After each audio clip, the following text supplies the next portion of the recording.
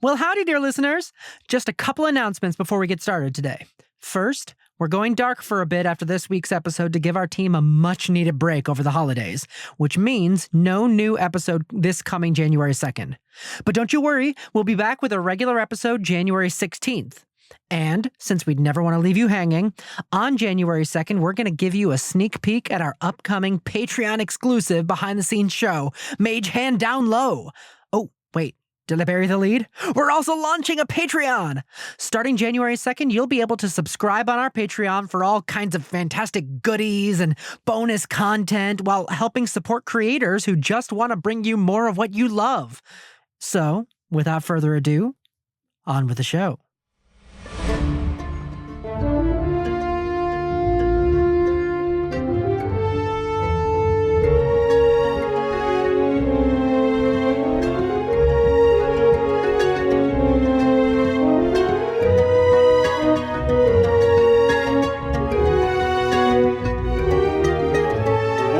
To Mage Hand High Five. I'm your Dungeon Master, Casey Pappas, and with me, ranked based on how eagerly they volunteer information about themselves. We all know the answer already. Do we? I don't know that I do, actually. Eagerly is the key word. Most to least eagerly. Okay. Sarah McStay. Oh, hello, Sarah McStay, playing Salome Brar, and Salome's a little more reticent with information about herself than I am. Robin Langenhop. All right, I'll accept that. These were close. Hayden Kincaid, famously reticent. In fact, will give you wrong information. And Max Weinberg. Hey, yeah, I'm Max Weinberg. A little surprised I'm here, but Stuhmp will tell you some stuff and won't tell you others. Casey, I fundamentally disagree with your list. Really? We interrupted Okay. a Max anecdote to begin this recording. No, I need was you to done. understand that one time I asked Max what his favorite color was, and he didn't answer. I am colorblind. I don't have an answer to that specific question. Great. Shall we delve right in? Why not? Last time on Mage Hand High Five. Stuhmp has a bad dream about the amulet and the door. Hayden notices the amulet seeming to sync up with Stump's heartbeat. They wake Stuhmp up, and after a conversation, trade magical items, stranger's hat for the amulet. Salome has a heart-to-heart with Professor Portins about their families. The group arrives in Twin River and notice Dr. Bancroft is set to give a presentation that night on the mysteries of Tellera. They head to the local USPS office and send messages. Hayden to Winona, Stuhmp to Cordrin, and Salome to her Aunt Lila. Only Lila does not respond. The trio go shopping, and Stuhmp is kidnapped by Maverick LaMarche, the city's kingpin.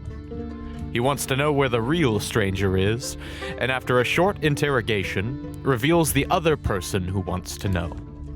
Grand Inquisitor of the Church of the Eternal Flame, Lucinde Courtois. Hayden and Salome, let's pick up with you. You're both shopping. Do we Love have that. Yes. Shopping is Want to important. find out about our friend. Yes, you do, for the suspense. Oh, So no. the sort of the main town square of Twin River is this large platform between the two sort of bridges in town, sort of spans across. There are tons of market stalls. It's big enough to get lost in. Like, it is no small market square. And sort of towering over the market square is the clock tower in the center of Twin River, which also doubles as a large-scale residence within town for some of the more upscale members of the community. I think it's safe to say that given that it's such an easy place to get lost in, I'm going to say we probably would have been like, let's meet up at this time at this place. Okay. Yeah, that's like, probably if we- reasonable. I don't think I would have just left without a meeting place. Yeah. So maybe there's a specific shop Or like the clock tower even? The clock tower is on one side of the town square. On the other side of the town square is the Twin River Auditorium. Where would the pastry shop be? Pastry You shop. got a pastry shop? Yeah, there's a pastry shop. It's called the Little Bun. Oh, Now, friends, we're gonna end up at the Little Bun one way or another, so we might as well just meet up there later. yeah, sounds good to me. Hayden, we going shopping? First thing, you and I gotta get to a clothier, because we need to fix this situation. Oh, I can't wait. Okay, listen, I'm still kind of a dress gal, so I do want to find something like, still kind of nice, but maybe something a little more adventure ready, yeah? Oh, for sure. A little less flashy. I have some ideas for myself as well, so we'll kill two birds with Incredible. one Let's stone. go. So mad are- I'm not able to suggest the skirt with jeans look. I believe it's already been considered and discarded. Thank you. Yeah, it's probably for the best that Stuhmp went off on his own. He was talking earlier about a skirt with jeans, and I didn't know how to let him down easy, but The sartorial arts are not exactly his forte. he looks good in a black Stetson. But you know those people who just wear all black because that's what they know how to do? Like, it's kind of... I'm sure It's he's kinda that. wandered around some weird little mushroom spot looking for ingredients or something gross, and he's just having the time of his life. Oh, yeah, he's just rooting around somewhere. Great. There is a tailor in town. You head over there, and it's called One Bad Stitch. Great. Great. Inside there is an elderly tiefling man sitting behind the counter, and he says, "Welcome to One Bad Stitch. Is there anything I can do for you?" We do have some particular interests if you're down for something customized.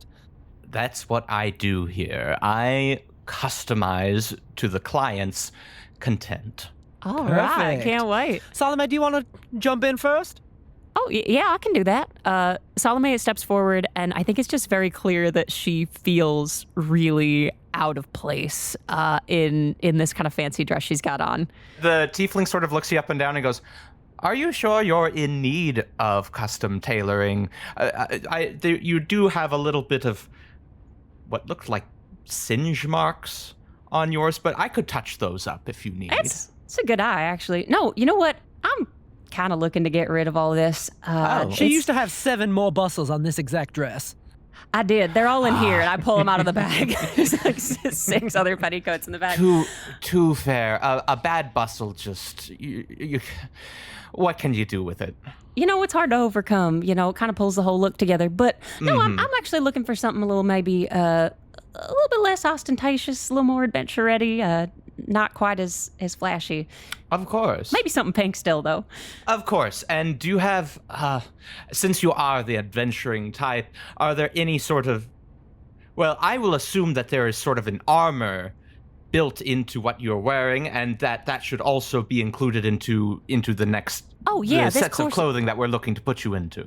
Yes, this corset is made of mithril, so I would like to hold on to that. Well, let's see what we've got. Love it. Oh, I'm so excited to be out of this thing. Man, I hope Stump's having as good a time as we are. The tiefling sort of ducks behind the desk. You see him pull out a little bit like a swashbuckling dress. It's Oh, yes. very flowy. It's easy to move in. It doesn't the hem doesn't go down far in the front so as to free your legs for moving. But it's still pink, a little floral. There's sort of a floral pattern along the neck. Much more adventure ready than what you've got on now. Oh my gosh, it's perfect. I love it. Oh, you've really outdone yourself. Thank you so much. Perfect. There you are. And for you. Oh, of course. Now, here's my unique situation. I have the tendency to, let's just say that my size and shape can be somewhat inconsistent. You're looking for something that can accommodate you, just in general. Ideally, something that has, I love a duster. I love a long coat. The more pockets it includes, the happier I will be. Oh, of course. So he lays out a couple of like 3-piece suits in front of you, and they are the type that you could see someone at a vacation weekend. Like, it doesn't scream business, but it also doesn't scream unprofessional. Can we add a dash of je ne sais quoi? A dash of... I was going to say that. Hayden, I still got Luther's ascot if you want to use that. Oh boy, that That's a fashion choice that even I don't think I can pull off. Yeah, that's fair. I don't think he was pulling it off too well either. That's straight up a cursed magic item now. Right? Yeah, actually, can you find a way to dispose of this? I don't know what you want to do with it, but I think it might be magically desecrated. It lit up when I was doing a spell the other day. The tiefling takes it and goes, ugh. Can I get something with a long coat for when I need just that extra hint of drama? Oh, there you go. An eye for a good coat is hard to find these days. You know what? I have not been fair to you two. What do you mean? You've been lovely. I've been holding back. Oh. And pulls out a, steamer trunk and opens it, and inside is a folded coat. Brings it out and sort of... And when he flaps it, it immediately changes style. And then he flips it and it changes again. My Well, that is dear friend, one hell of a coat. you have brought out a garment specifically made to delight me to my very soul. I know this might be forward since we just met not one moment ago, but I love you.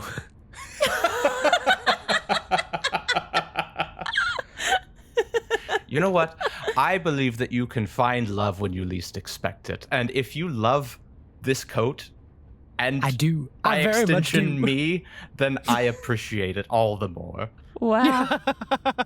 So, we have the coat. Yes. We have the 3-piece suit. Which color would you prefer? I think I would like to go with a wine dark, sort of a burgundy. Oh, perfect. Okay. I want to blend, but I don't want to. You want to blend, but you don't want to wilt. Kindred spirits right here. Great. Well, the coat I will price at, let's say, 150 gold. And All then the right. 2 separate pieces together, all together is 50 gold. So maybe 200 gold for the total. Seems perfectly reasonable to me. You know what? If you don't mind me making a little bit of a strange request, I am so incredibly ready to part with this dress I have on. It has some negative history behind it. Yeah, it's a little bit of a cursed item, kind of like that ascot was. Understood. But what I do know is that the fabric it's made of is worth a hell of a lot more than it ought to be. So if you think you might be able to make something nice for somebody else out of it, I'd be happy to trade you for it if you like. I will say the dress... roll a persuasion check. Yeah, all right. Let me see if these dice are still cursed. 22. 22. Okay. He says, it is a cut that we don't see around here very often. It's very threed right now. There's not a lot of garments out here right now that are that style, and it's selling like hotcakes, so... I mean, trust me, I'd be real happy to give up a little piece of threed. How about I take that, and I knock 35 gold off the price? Perfect. Okay. So that leaves us at 165 gold? I'm good with That that if sounds you great. are. Yeah, it sounds great. Perfect. You trade out. There are dressing rooms where you can go get changed immediately. Can I spend like 5 gold on a new cute little bolo tie for Stuhmp? Aww. Absolutely. There are a couple different ones. Is there one that has a little compartment that opens up so you could put something in it? Oh, yeah, you got one you can put something in? He'd love that. He sort of thinks to himself and goes, I do. Hold on. And brings out another one. It is it's sort of simple on the outside. There's sort of a design on it, but it's not like a picture of anything. It's gold with black string, and he clicks it open, and there's a tiny compartment inside. You could put a D4 in it. Nice. Yeah, he'd like that real well. He likes stuff you can put stuff in. Perfect. Yes, I'll throw that in for the 5 extra gold. Sure. Great. He throws that in for the 5 extra gold, bringing it to 170. Great. And says, well, it was a pleasure doing business with you all today. If there's anything else, let me know. I'm at One Bad Stitch. What's your name? My name is Clovis Lettering. Of course it is. It was lovely to meet you. Make sure this isn't the last time we see you here at One Bad Stitch. It will not sure be. as heck won't be. Perfect. We look like a million gold, if I must say. Hayden, that was amazing. Oh my God, I feel like myself again. It's like I can breathe again. And look what I've got these pockets. As you're exiting One Bad Stitch, this person suddenly drops down in front of you, and it's Charlie. Oh, hi, kiddo. How you doing? Lands almost superhero style in front of you, and goes, "Wow, I've never been able to do that before." Well, hey, look at you, kiddo. Best damn magician's apprentice this side of three. Give me a moment Okay. for my heart to stop jackrabbiting before you say anything else. It's okay, Hayden. Nobody's trying to hurt you. Two things. One, Yes. Professor told me to make a general sweep of Twin River. I did. I ain't seen anybody from Jameson. No way. Oh, No lovely. wagons, no, like, armor guard, nothing. Second. What was second? Oh, Stuhmp was chasing a kid. That Sorry? doesn't sound like a Stuhmp-like thing to do. Like, Why was he chasing a kid? I don't. Did the kid I don't look at know. him sideways? I saw Stuhmp, and I was gonna fly down to say hi, but he was chasing a kid, and then they disappeared down into like the lower levels of Twin River. And I couldn't follow him after that. Did you see him come back? I haven't seen him yet. That might require some follow-up. Honey, can you take us to where you last saw him? Yeah, here, I'll take you. And Charlie starts to lead the way, and with that, let's flip over to Stuhmp. Yes, let's. I'm sure you're having a great time. Stuhmp, you are hanging by your feet. A figure just walked out of the shadows, removed her hood, and revealed herself as Grand Inquisitor of the Eternal Flame, Lucinde Courtois. And she looks at you, and she says, "You have something of someone it is imperative that I find. And as much as your merrymaking brings joy to Master Lamarche, I must admit my heart is not warmed by the occasion. In fact, nothing warms my heart but the eternal flame."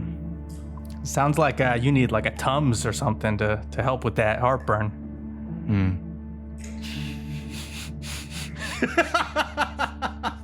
Most dad shit. Not the time, not the time. Stuhmp, I will only ask you once. Where is the stranger? I don't know, and that is the truth. She stands up, sort of brushes her robes, then turns to Lamarche and says, "Release him." And Lamarche sort of looks at her and goes, hold on. We're gonna let him go. You heard him. He doesn't know. And it is the truth. She waves her hand, and the locks on your ankles click, and you fall on your head. I appreciate you couldn't give me like a heads up. You take 5 points of bludgeoning damage as What? you land, hitting the ground. As you're sort of gathering yourself, Courtois grabs you with frightening speed. Grabs you by the hands, and a knife appears in her hands, and the ropes are cut from your wrists. I don't often get to say this, but it has been a pleasure meeting both of you. Hopefully we can, maybe collaborate again in the future. I'll find you if that's the case. Goodbye. Courtois says, "I hope that someday you're able to accomplish something that warrants your soul returning to the eternal flame." Gonna have to go somewhere. It is. You grab all of the stuff, and as you go for the stranger's hat, Courtois places her hand on it, and she says, "No." Well, it was fun to have it while it lasted. See you around. Maybe we can get dinner sometime. And I'll grab my stuff, put on my bandolier of vials and head out. A look sort of crosses her face as you say that, and you walk out. As you walk out of the room, you find that you're sort of in this, like, dungeon area.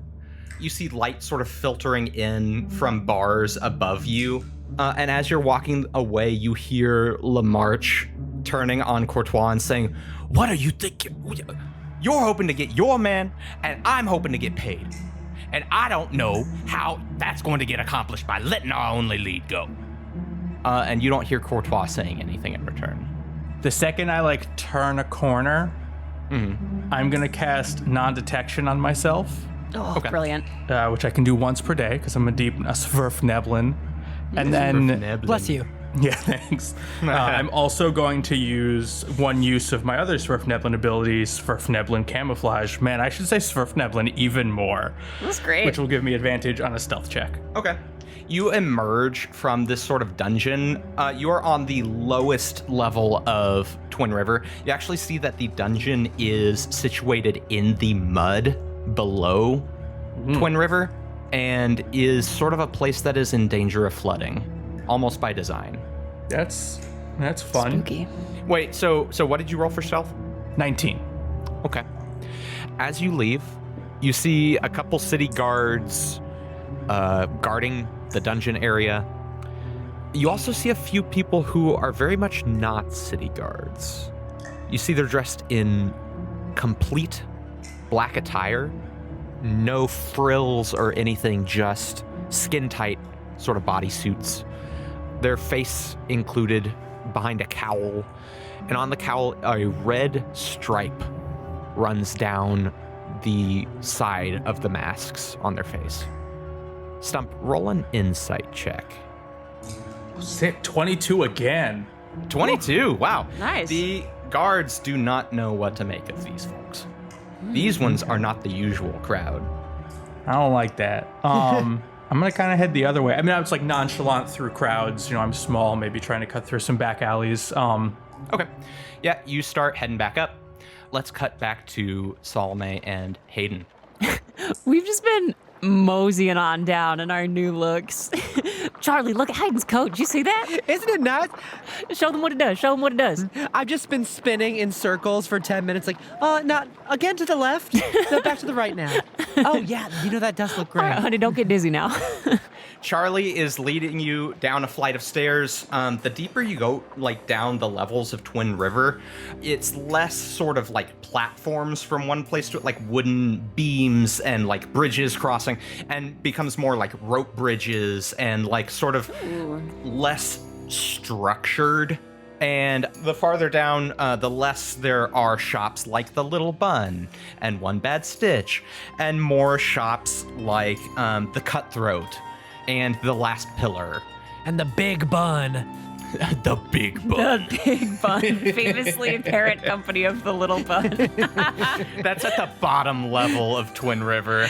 The Hey, Big not- Bun. Honey, I know you had your heart set on the Little Bun, but I think the Big Bun might be where it's at. Given our track record, we might fit in better down here anyway. It's less busy down here than it is up top. People are still sort of moving from bridge to bridge. Charlie leads you down a separate flight of stairs and says, "All right, I don't know where he went after this."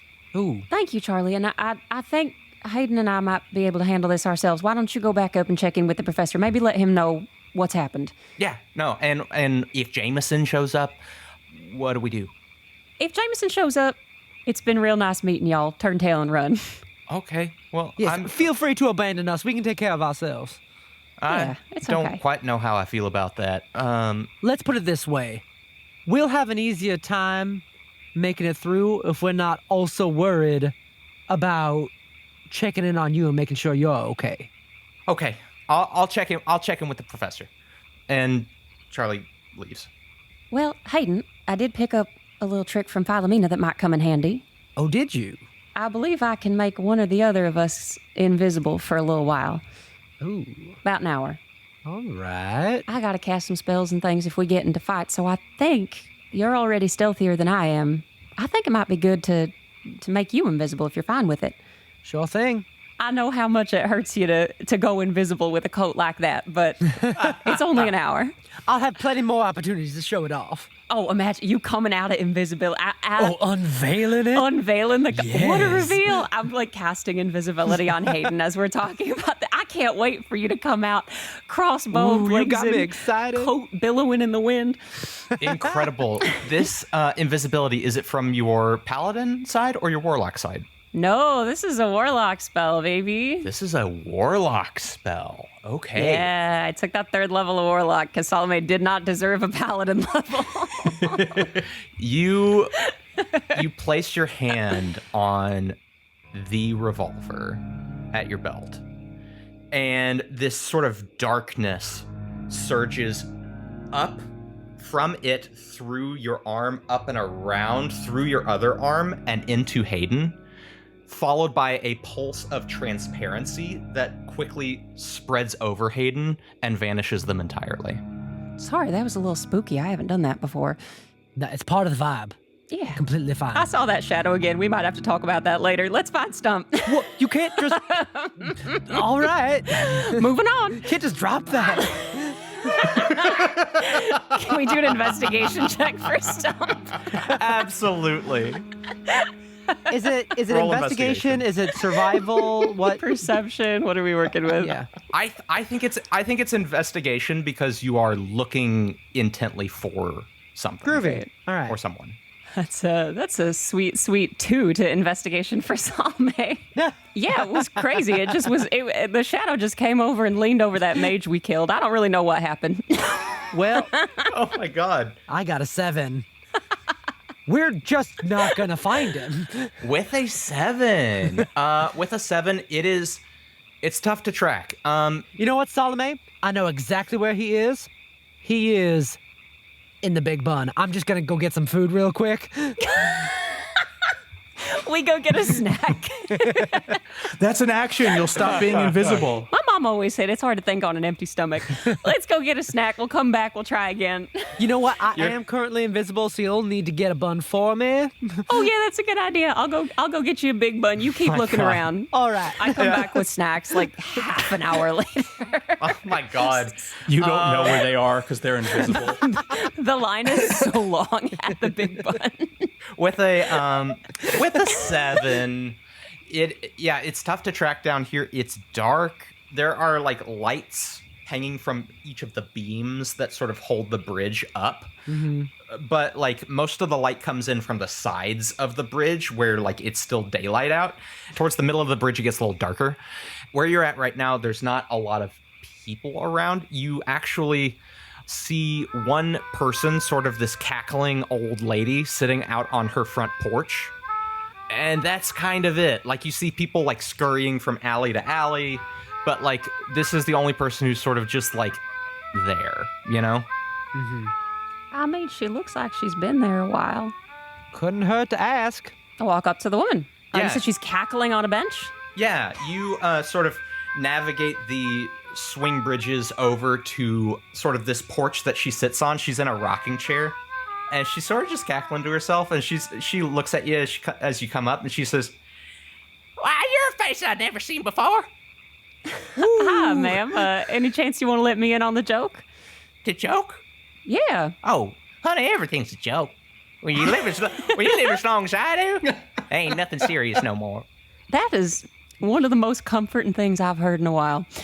I hate to bother you on your rocking chair, but any chance you've seen a little guy, black Stetson, chasing a little kid through here? Every day. More times than you can count, but Sometime in the last hour or so. I'm gonna have her roll an intelligence check. I have to say, it's great meeting another member of the Fiddle Faddle family. Extended relatives. I tell you what, not 30 minutes, 30, 40. Mm-hmm. What are we talking about? Let's not worry too much about the time. A fellow in a Stetson. Yeah, chasing a kid. I did see that. 40? 40? A direction, maybe? Yeah. A while which, back ago. All right. Came down those stairs right there, the ones that you came down from. Sure So enough. I've been watching you. I bet you have. Well, if you were watching them too, which way they head off to? Well, I saw them sort of come on down this sort of drawbridge this sort of string bridge right here, Yes, ma'am. and I saw the little feller in the hat grab the kid, and I was going to say something. I was going to say, you can't grab a kid like that. It's a little out of character. Well, yeah, picked up this kid by the scruff of the neck, and then he just passes right out. Oh, hell. And I thought maybe from exhaustion or who knows what. But then a couple people came out of the other alleyways, and I said, well, that kid grabber's a goner. I ain't gonna lie to you. This is a bad look for my friend in more ways than one. Where'd the kid grabber get grabbed to? I tell you, he got picked up by one person, and I remember her plainly. She's the scariest looking woman I've ever seen in my life. What'd she look like? I wasn't able to get a good look at her, seeing as how she was almost completely covered in black robe. But even with the black robe, one cannot hardly mistake glowing red eyes like the blood red moon. I think in that moment, Hayden might just start booking it. Yeah, we gotta go. But have we gotten a direction from her yet? She says after they grabbed this person, they, kid included, all left into that distance over that way. Okay, thank you so much, ma'am. I appreciate it. We really gotta go. Oh, all right. Well, y'all have a day. I mean, I hope you find your kid grabber. Yeah, you and me both. All right, thank you so much, ma'am. Take care and enjoy whatever's funny. I always do. Yeah, we run away. Great. Y'all start heading down Twin River as Stuhmp is heading up until, Hayden, in the distance, you see a Svirfneblin, a very familiar Svirfneblin, ascending a staircase sort of across town. Okay, I run up, grab Stuhmp, and pull him into the nearest alleyway. Invisible. Holy shit! What? What is happening? Oh my god! I think I just let you go do it. I catch up with you slow. Stuhmp, are you all right? Are you hurt? Is this... What happened? Who got you? I'm fine. Fell on my head, but we're good with that. I think you might be holding onto my amulet a little longer than we intended. We should probably keep moving. Are you being pursued? Are you being Somebody spotted? chasing you? Probably being followed, but not aggressively. They want to find you. Wait, Stuhmp, where's the hat? They took it. Who took it? Your old friend Courtois took it, who turns out to be Grand Inquisitor of the Church of the Eternal Flame, as well as our friend in this town, Maverick LaMarche. Oh. They're working together? Yeah. Friends, this is a talk for later. We have to go. Y'all can't be seen together, I think. If you're No, being absolutely not. pursued and they're looking for you, I can make you invisible one more time. I don't know if they're necessarily looking for you, Hayden. They're looking for the stranger. They will not find the stranger. That I can guarantee. Yeah, so they thought I was the stranger because of the hat. And if you don't have the hat, there's nothing tying you to being the stranger at the moment, especially because you've never been out here. And it sounds like something happened out here. I just think y'all can't be seen together because anybody that Anyone that you talk to, they will think is who they're looking for. Well, Yeah. from this alley, I'll disguise self into a halfling. Maybe a dwarf. I'll be a dwarf. Be a little different. I'm going to be a dwarf with a big old bushy beard. Look, I don't want to leave that hat behind, but I do not want to meet any High Inquisitor named Courtois. I think we all want to stay in the same general area, but maybe we try not to stick too close together. We get somewhere a little more populated, and all of us just look like we're there alone. Yeah, I mean, what time is it? Are we getting close to ancient people's talk time? I'll say about 2 hours have passed, so it's 6. We told the professor we would meet him, so maybe I will fill them in. Do you think he's got any, like, gnome-sized costumes? Oh, yeah, I'm sure he's got whatever you need. Well, You why want some not- costumes? Yeah, we could dress me up as someone else. Sure, yeah. I think the thing to do right now is to make a nice staggered exit. So, Stuhmp, if you want to get out of here now, Hayden and I won't be too far behind you, okay? Okay, yeah, I will, before I leave, I disguise self as like a dwarf. It's got a big bushy beard that's got like some braids in it and kind of just like long flowy hair, but maybe like a little bit disheveled clothes, but not like stuff that fits the lower levels. Okay. And where are the other two of you going? I just want to wait a little while and then follow. Okay. I'm invisible, so I can just go with you. Yeah, Hayden can just come right with me. I just wanted to give Stuhmp a minute to like stagger the exit so that it doesn't look like we're together. Okay. Well, seems like I am hanging up my persona for the time being. I think we can find it for you. And I think we can keep you safe from these folks. I really do. All right. Well, we'll do what we can. Stuhmp, you head to the stables. There's a stable hand. You see, like, the sort of carts in the stable are lined up, and Portens's is down the line.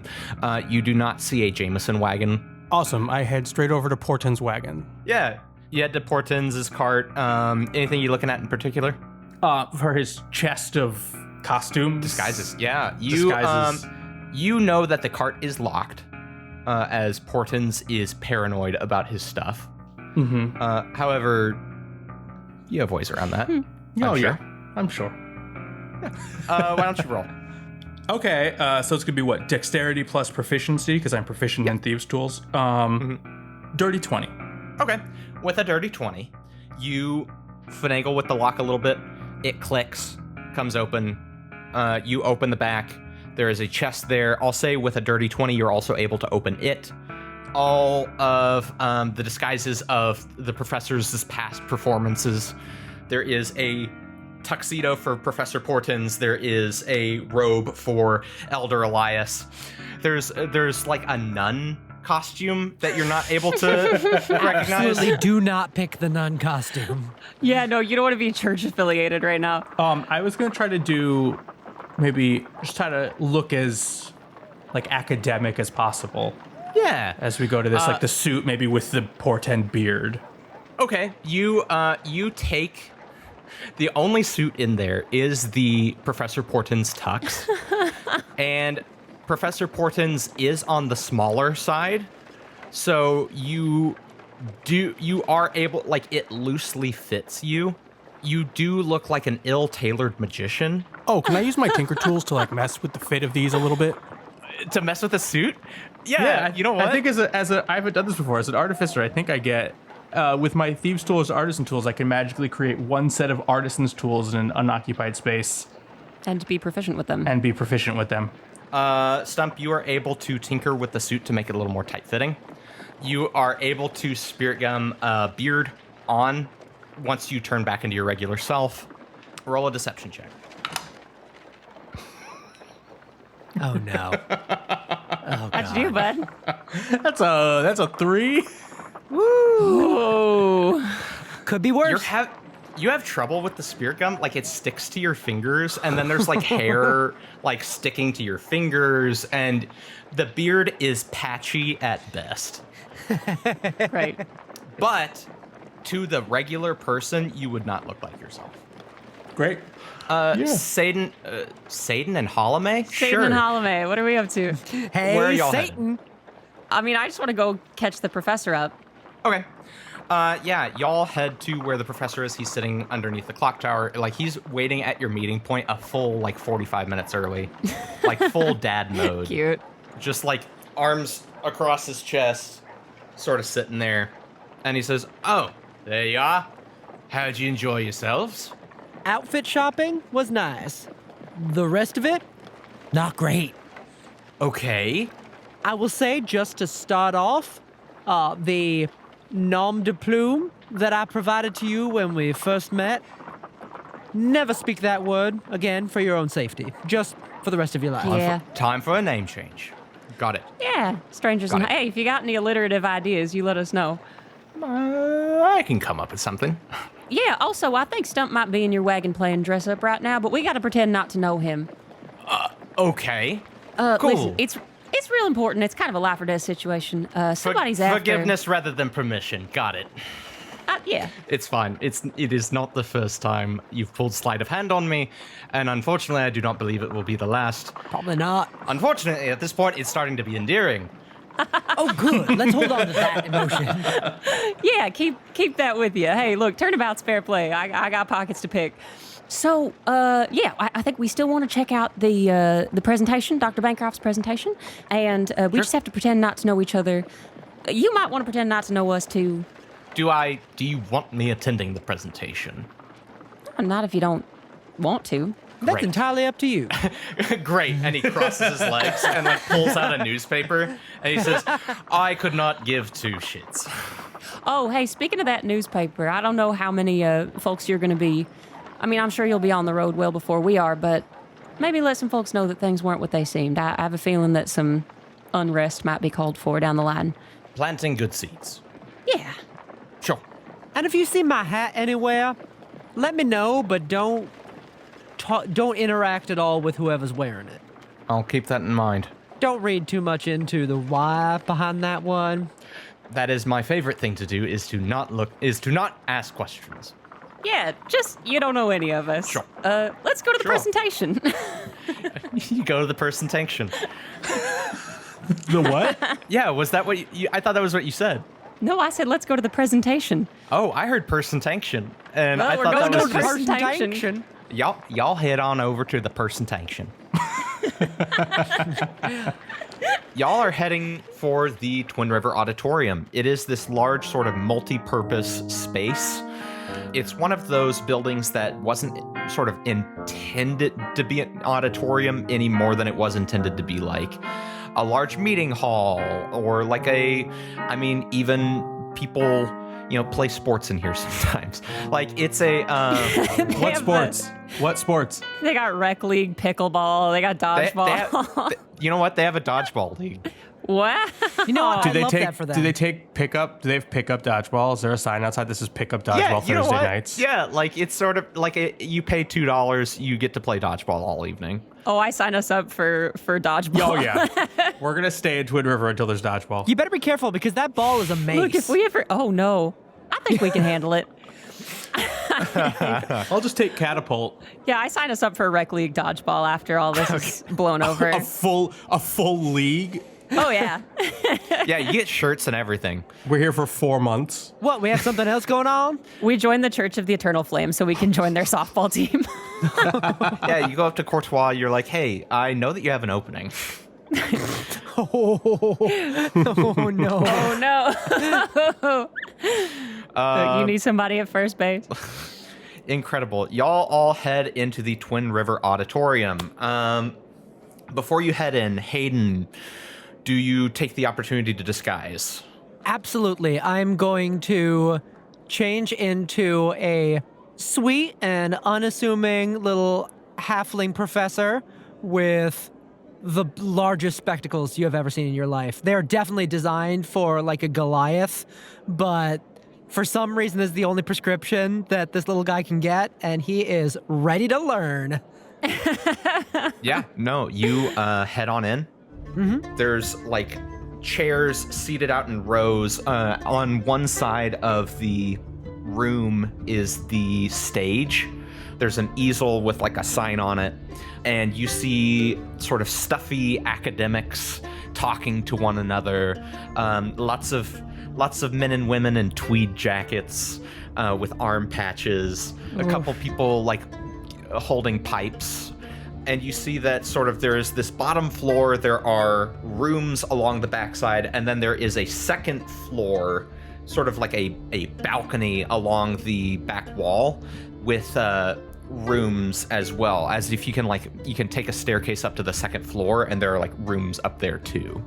A couple of stands are set up with artifacts and information displayed on signs. Where do y'all go? Can we clock our quarry, the speaker of the night? Sure. Roll all of you can roll a perception check. 10. Okay. That's a 6. 9. Can I do investigation? Now that you've rolled perception, no. Well, all right. You know what? I'll let you do investigation instead. I'm going to keep the same roll and just add my investigation modifier to it. Okay. It's a dirty 20. What? Oh, that's a hell of a difference, bud. Excuse me? I have a 0 to perception and a plus 10 to investigation. That's brutal. Here's the thing. Here's my argument. I am actively looking to find somebody. Yeah, no, listen. I got you, and it makes sense. I just have to be very careful now, from now on, to Watch your Yes, ass. you do. Easy. in what is perception and what is investigation. Because, Stuhmp, you immediately clock Helena Bancroft. You see that there is one group of people, and all of them sort of seem to be, like, talking to the same person. You know, when someone is sort of the center of attention and all of the rest of the group is sort of talking to them instead of everyone. And the person they're talking to is this small kobold woman. She wears a cardigan over a simple dress. Her dark hair is pulled back into a tight bun and grays at the temples. She has a small pair of spectacles perched at the end of her snout. And at the moment, she is talking to all of these sort of fellow researchers. Some of them look to be investors. She is sort of neck deep in schmoozing right now. Stuhmp turns to the others and kind of just whispers, do we all want to stay in here and watch? Or do we want to kind of, someone, I'm thinking myself, could snoop a little? I believe given our current situation, it might be best to talk to this woman as quickly as possible. I know that this speech may be quite interesting, but we don't want her to be pulled aside by someone we're trying to avoid before we get the chance to have our little chat. I think we owe it to her to at least let her know that I think she might be in danger. I don't know if that's something we can do without scaring her too much, but I mean, we should do the best we can, right? I feel like I would be pretty good at, relaying some difficult news. yeah, I mean, and for all we know, she might not be. It's just that the Jamesons have been sort of leaving. Wait, what? Salome, you just walked right past that. I'm not sure we can. Oh, are you the one, Stuhmp? I mean, I know you, I love you, but are we sure that you are the best suited to this particular mission? I don't understand. I mean, I could get in and get out and be like, hey, some people looking for you, and then peace out real quick. No one would even know I'm there. You're not exactly the face that puts minds at ease, if you know what I mean. What do you mean? Okay, I you think could go he's fuck great yourself at it. too, Hayden. I'm sorry I can't change my face. Stuhmp, I think you could do a great job. I think this is a learning opportunity. You just got to be real gentle. Okay, noted. You can do it. I believe in you. I think you can do it. You know what, buddy? Why don't you just give it a try? It's about that time a what looks to be a hurried student. He's wearing a button-up shirt with a bow tie. He's sort of on the young side, probably 20 or so. And he walks over and says, excuse me, my name is Gary. I'm a grad student with the University of Echo, and I wanted to ask if you had been shown around yet. We have some food tables over there. Has someone collected your admission?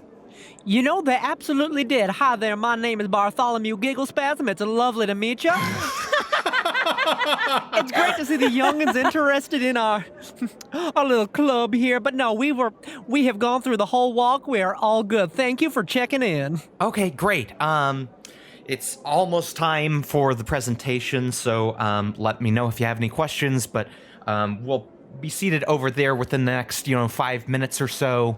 You know what? Actually, while we got you, I was wondering if we might be able to arrange a little convo, a little tete-a-tete with the good doctor once she's finished with her speech. Oh, absolutely.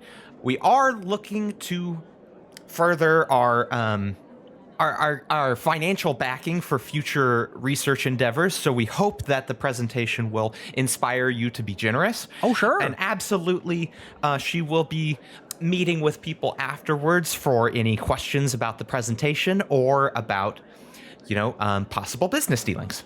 Well, you know what? You just let her know that we got some grants burning holes in our pockets here, and we'd love to chat her up. How about that? Oh, okay. I'll go let her know. Gary, All right. Gary, real quick.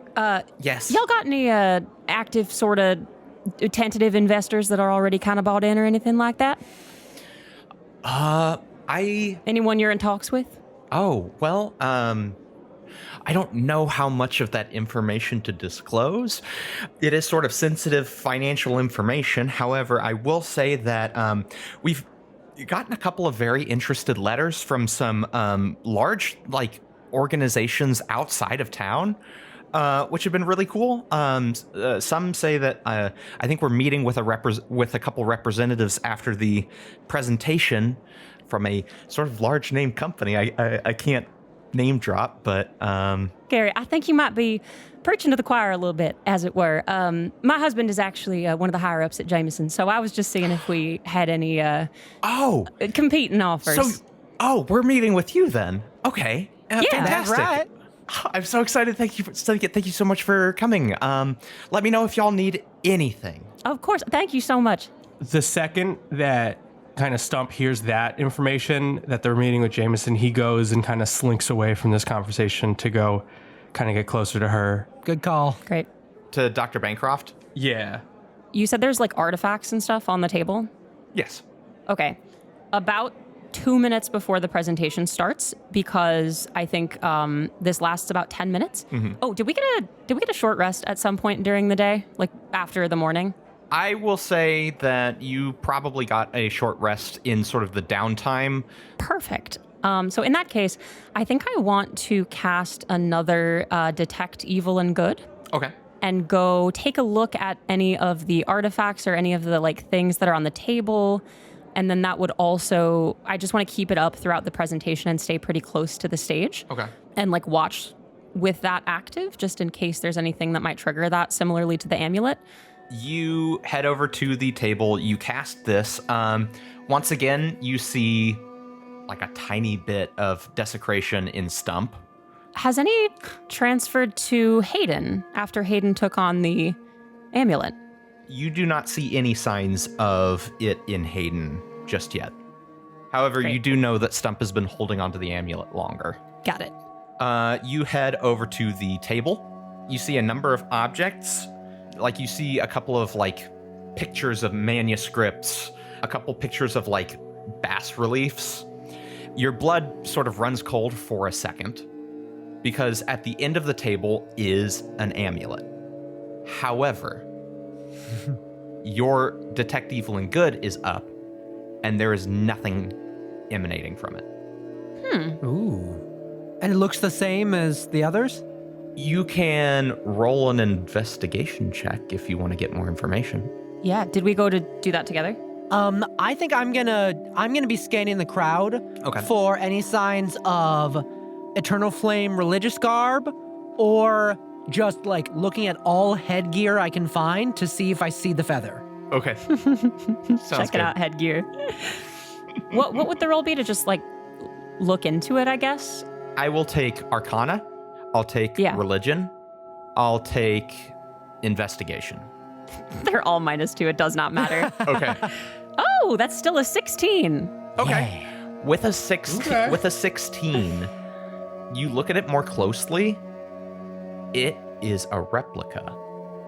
It is not a genuine amulet. It's a prop. That could actually be just like, is it a good one? It would be good to someone who doesn't know what they're looking for. It looks like it was built by someone who did not have a first-hand copy to take a look at. Okay, I'm going to leave the amulet there, but just sort of wander around and talk, like brush by Hayden, and just say, there's a replica of the amulet over there that might come in handy if someone were to liberate it. Oh, it'd be a shame if something happened to it. I know, it's a pretty damn good one, too.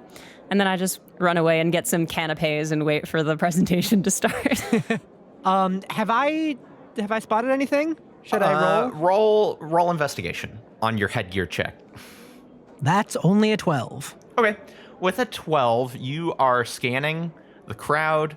A couple people are wearing hats, but you're not seeing the feather right now. Mm-hmm. You are pretty confident that no one is wearing your hat of disguise in here right now. Then yeah, I will casually stroll past the artifacts and I will hang out at the artifacts table, and then when they start the announcement for the presentation is when I'll take my opportunity to nick it. Okay, cool. Stuhmp, is there anything that you're doing during this time? Yeah, you're getting close to Helena Bancroft, right? Yeah, so a couple things. I want to grab just like a piece of paper. It could be like a flyer. Okay. Just a piece of paper. Yeah. And in it, I'm going to use my Artificer's magical tinkering ability to imbue it with a really short verbal message, recorded message that says, "Be wary of Jameson representatives. For more information, meet at the Wet Rat." And it's going to be a folded piece of paper. That message will activate when she opens it. Okay. Or I guess when someone opens it. Doesn't have to be her. Okay. Then, as I get close, does it look like she wants to be part of the conversation that's happening now? Or does she look like she's kind of getting talked at? This is very much her attempting to sway people to give her money. Oh, she's doing the schmoozing. Yes. There's a lot of people with money here.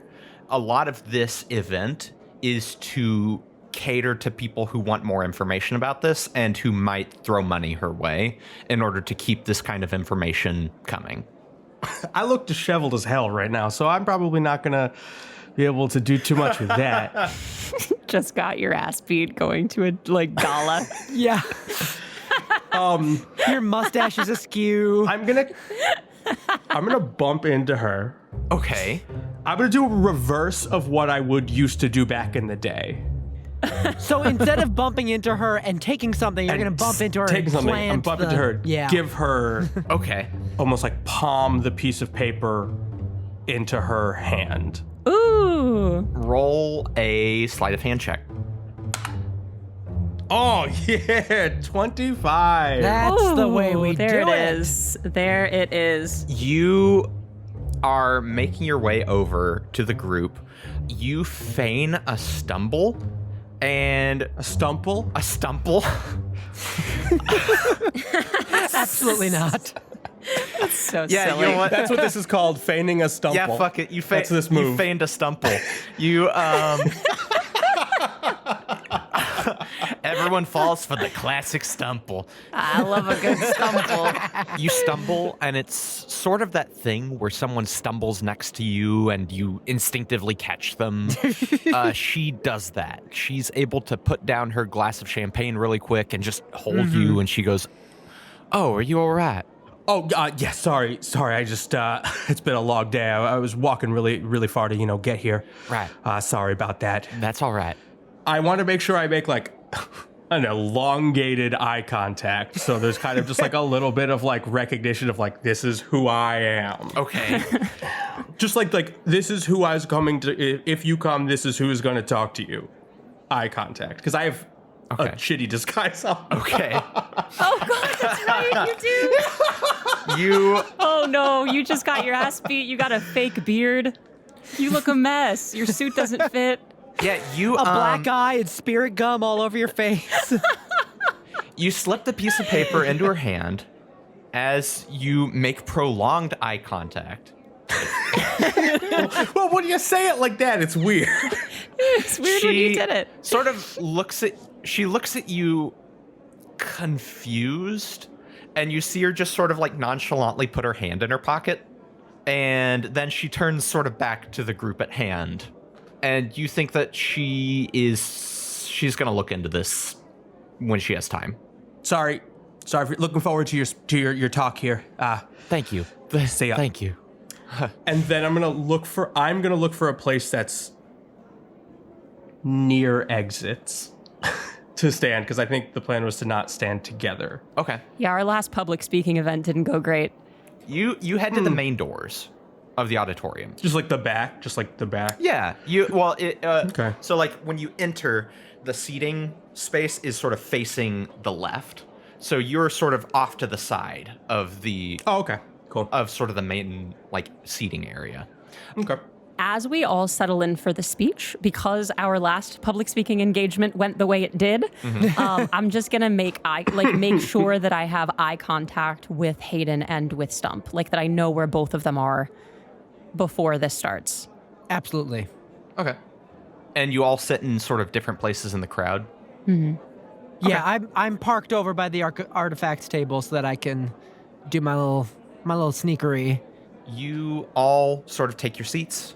I've taken an awkward amount of canapes. I've like a little, like it's like fine to take one, sort of fine to take two, and I took like 3. I was coughing, and I definitely thought you said it's like there's too many toupees. No, I've There taken are was also like a that. couple toupees So in the many crowd. toupees. Stuhmp is taking an awkward amount of toupees. He's lifting them from people's Who heads. knows when you're going to need them? Yeah. Just snatching them. Professor Portons would like a souvenir from the talk. Yeah. Great. Yeah. Dr. Bancroft takes the stage. Everyone sort of applauds politely. All right, this is the moment I'm going to take. When people are being directed to their seats because Okay. she's about to come out, ideally I can get advantage on this roll because everyone is occupied doing a specific task. Yeah, I think that you would get advantage on this. I think the only person who would see you is Gary, but he is a single grad student trying to corral academics into their seats. Yeah. He sort of has his hands full. And everyone has to finish a 20-minute conversation before they get to their seats. Excuse me. Yeah. These are academics. They have no intention of stopping talking anytime soon. Right. Okay, let's make this happen. That's a solid 21. Okay, great. Yeah, Yeah. The DC to beat was like a 13. So you... Gary's passive perception is 35. They call him the Watcher. Who watches the Watcher? Can we have Gary? Can Gary be our friend? Honestly, if you pay for his lunch, he'll probably become your familiar. He's a grad student. Like, you are able to sort of act like you're looking at one of the other pieces on the table and sort of nonchalantly slip it into your pocket. Perfect. And you all take your seat. Helena Bancroft comes to the front. There is a small lectern, that's the word, in front of her that she's sort of standing behind, has her notes. There is an easel behind her, and Gary has a couple different pictures that he can put up there. And so the doctor comes to the front and says, "Thank you all for coming and for your interest. Whatever your reason for attending today, be it curiosity or a need to better understand the world we live in, it is appreciated. I've recently returned from an expedition to ancient ruins, just an hour's ride south of here. These were among the most ancient ruins I've come across, so old, in fact, that all other traces of their creators have been lost to the winds of time. Within these ruins, we found traces of something extraordinary. Something we've never encountered in our other travels. The exact thing we were hoping to find was a door." And Gary puts a picture on the easel, and all three of you recognize what kind of door she's talking about. She says, "That may sound a little underwhelming." And some of the people chuckle in the crowd. She says, "A door is not usually topic of conversation, but so let me expand on that a little bit. See, I believe these doors to be central to the ruins. In fact, based on carvings and bas-reliefs, I believe it may be the reason the ruins are there to begin with. We were unable to ascertain the exact material it was made from, but we believe it to be amongst the oldest creations in our known world. It predates the ruins surrounding it, and when I say that these ruins have already seen the rise and fall of kingdoms, it may begin to put into perspective just how old we're talking. So what's behind that door? Well, unfortunately, we're still unsure of that. As Dr. Bancroft talks, Stuhmp, you're near the door. You hear a voice in your head that says, "Hello, Stuhmp. I wanted you to know that you did a fairly good job in disguising yourself, in running from us, but there is no real running from us. Next time you want to tie me up, maybe you could, take me to dinner first or something. Maverick Lamarche had you pinned. You are one to joke under pressure. I just wanted to give you a heads up as to this next part." I immediately look for the person pointing a finger at me. Okay. Roll investigation. 21. Yeah. There's no one in this room pointing a finger at you.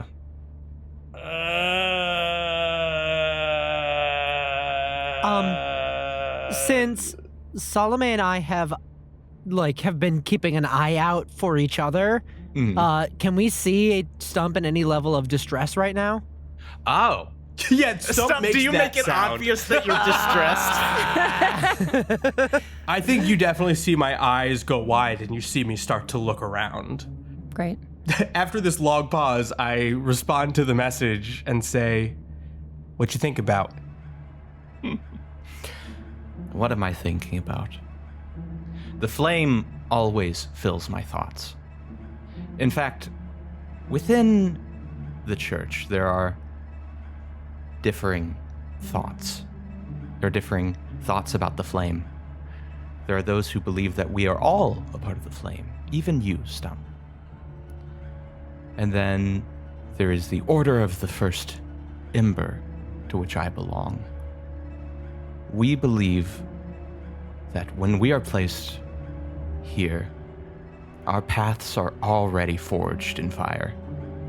Some of us are destined to join the flame and its warm embrace, and some of us are destined to never feel it.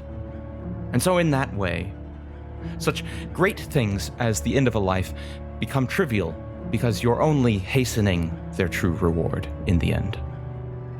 While she's talking, Stump's gonna kind of get up and just kind of go along the wall towards the stage. Okay. Just kind of like a little nonchalantly kind of. Yeah. Seeing Stuhmp move like that and move toward the stage, I get as close to the stage as I can and prepare an action to essentially bodyguard for Dr. Bancroft. Okay. You start to jump in front of anything if it comes after her. Yeah, you start to get up. Do you get up from your chair? Oh, I know it's scoot with it. It's awkward. I think Solomon gets up and does this thing of oh shoot, I'm so sorry. Excuse me, I forgot something. 1 second. Excuse me, so sorry. Okay. Yeah, you sort of start making your way that way. Dr. Bancroft continues talking. She says, according to the reliefs, the ancient people used a key to open the door. Almost a sort of a medallion. We have a replica on the table in the back, if anyone is interested after the presentation. But don't get too excited, it is just a replica. The ancient peoples would use this key to open the door. Gary is now sort of putting up pictures of bas-reliefs, carvings of people holding a medallion to the door opening, people heading inside. And the doctor says, "It's my belief that these ancient people knew as little about the door as we did, venturing in and removing what seemed useful for them. Perhaps it was a rite of passage to journey into whatever caverns lay within. Regardless, this didn't last forever." And Gary puts one more placard up, and it's another relief, one of a large humanoid form emerging from the door, fire spreading from its outstretched hands, scorching ancient people before it. And as that placard falls into place, Stuhmp, you hear the voice in your head say, "I hate to cut our conversation short, but I know that you and your friends are inside, and some things are best left contained." as she says that, as people see the picture of the humanoid emerging from the door, the doors to the auditorium smash open. Following on the sound of that smashing, you hear sort of a gasp arise from the audience. Dr. Bancroft sort of startles behind her lectern, and you hear a...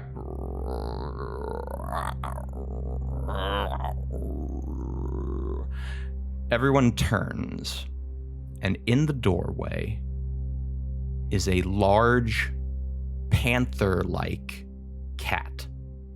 Instead of 2 front legs, it has 4. Emerging from its shoulders are long tentacles. Stuhmp, since you're in a unique corner of the room, no one's facing the back of the room except for you. Because you're facing the wall that the doors are laid into, you can see them, and you see a door open on the 2nd floor. 2 people in black with a red line on their face masks emerge from the door and draw swords. And that is where we'll pick up next time. Oh no! Okay. Almost was like, let's go to the 2nd floor. I was this close to saying that one of us should go up there. I really thought you were going to.